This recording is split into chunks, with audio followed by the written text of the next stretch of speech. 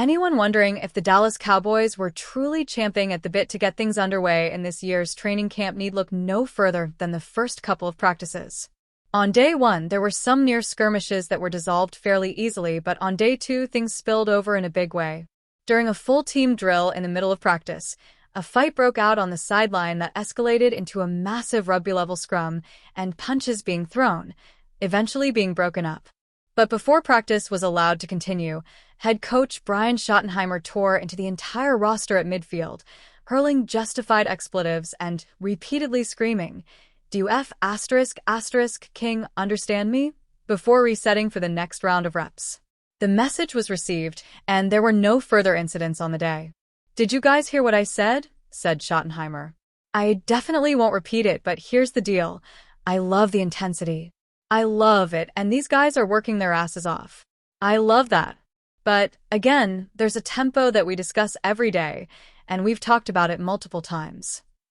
The fact is Schottenheimer is trying to not only establish a culture of self-discipline and accountability, but, with that, the understanding that if certain things are allowed in practice, they'll likely spill over into actual games with the win-loss record on the line. And, in his inaugural season as an NFL head coach, he refuses to accept such a controllable reaction to derail drives, or possibly entire games, or stretches of them, should a league suspension follow. And he expects teammates to save each other from themselves as well, should it come to that. There are going to be those events that happen during a game that, if you throw a punch, you're getting kicked out of the game, he said. And, along with that, you're getting fined about $45,000. So, do we have the discipline to, when those things happen, to not throw a punch and to go and grab your own guy, your brother, and pull him out of the fray so he doesn't do anything messed up? I love the way they're practicing, but I've warned them before. And I made it very clear. We're not throwing punches. If you throw a punch, there's going to be a consequence, just like in a game.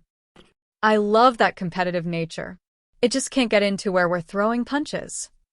The word culture has been thrown around vigorously this offseason as it pertains to the tectonic shift occurring in Dallas due to the installation of Schottenheimer as head coach, and the events of day two present themselves as additional evidence as to what that looks like. Intensity plus control equals wins. The Dallas Cowboys held their first training camp practice of the year on Tuesday, and it was a sight for sore eyes. Although there were no pads, and it was more or less a glorified walkthrough, it's always great when the Cowboys are back on the field. It was also our first chance to see Tyler Booker in action after Dallas selected him at number 12 during the 2025 NFL Draft. The Cowboys wasted no time getting Booker into the action as he was working with the first-team offensive line at right guard. And while you can't judge too much from the first practice without pads, it's easy to see that Booker looks the part. But it's what he did before and after practice that has fans already impressed with their first-round pick. Booker was the first player out on the practice field Tuesday, according to Joseph Hoyt of the Dallas Morning News. The former Alabama star was on the practice field at least 80 minutes before the rest of the team took the field. But that wasn't all. After practice, Booker worked with Tyler Smith, the team's top offensive lineman going into the 2025 season. Cowboys OL Tyler Booker already proving he was worth a first-round pick. One of the best clips from Tuesday's practice was Booker's arrival at the practice field. He was running with joy, and you can tell that he was excited to participate in his first-ever NFL training camp. While that joy might wear off once we get to the middle of camp, it's always cool to see a player of his stature enjoy the little things like a non-padded practice. There are many reasons why the Cowboys fell in love with Booker during the pre-draft process, but his work ethic was near the top. He wants to be a great player and has taken the time to ensure that he gets there, whether that be with a pre-practice workout or his off-season training with Duke Manyweather. Time will tell what type of player Booker can be in the NFL, but the Cowboys and their fans have to love what they are seeing so far. He clearly wants to be great, and Dallas desperately needs him to. They aren't playing games with their first-round pick, as they've immediately inserted him into the starting lineup. And once the pads come on, that is where Booker will really shine, and he should be able to continue to build the hype train.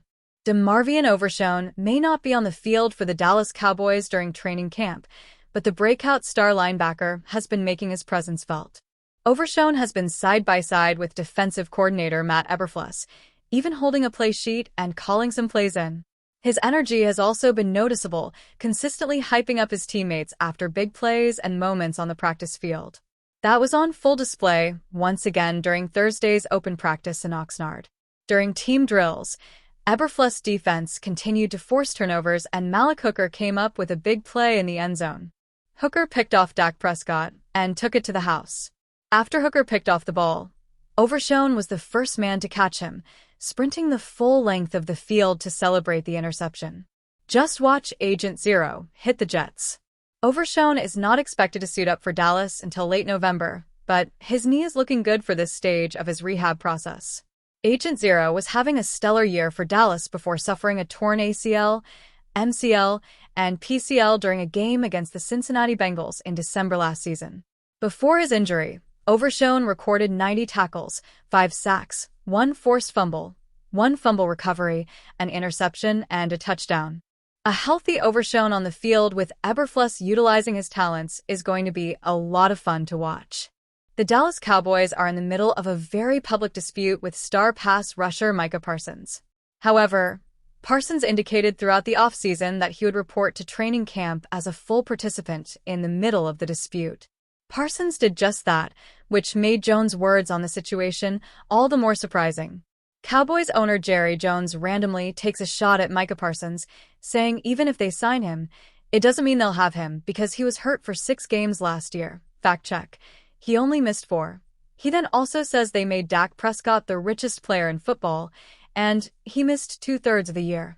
NFL insider Ari Meirov reported.